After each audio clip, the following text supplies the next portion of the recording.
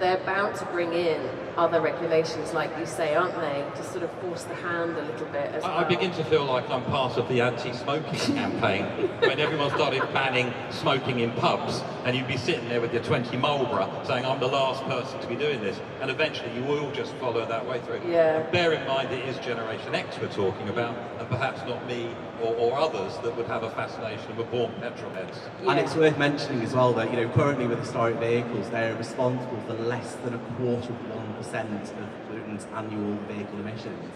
So it's an absolutely minimal amount. Historic vehicle owners typically will do 1,200 to 1,500 miles a year in their historic vehicles. So, and that can all be carbon balanced as well. So it's a minimal impact on the environment. It's all about actually managing that conversation carefully and saying, actually, do you know what? We're not polluting for fun.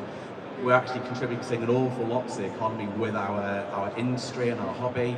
And actually, for what it's worth, I think it is worth actually looking at how we can help keep these cars on the road more.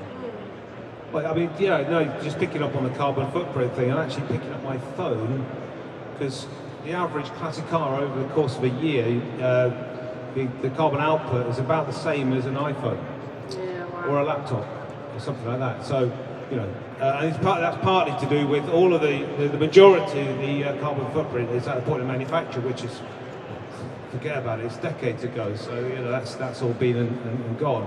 So on an ongoing basis, actually, the pollutant kind of ability of the cars is actually very low. But I think also the other one is, you know, the regulations are coming in, they're squeezing the market, you know, and there will be cars which shake out of that process, which might not survive. You know, because, you know, as we go on, I mean, if we're kind of sitting here in 20 years, we'll be talking about, God, the modern classics of 2023, you know. So, And what would we be talking about then? God, I would be talking about that. I don't remember the exact model, but that Toyota Yaris rally car is like it was a classic as soon as it came out of the showroom. Yeah, you know, yeah, kind of that's thing. true. So, you know, those sorts of things. So, you know, the world is moving on. Is what I'm saying, and actually, you get to a point where some of these older cars are, I mean, to use a sort of an antiques term, become a little bit like brown furniture.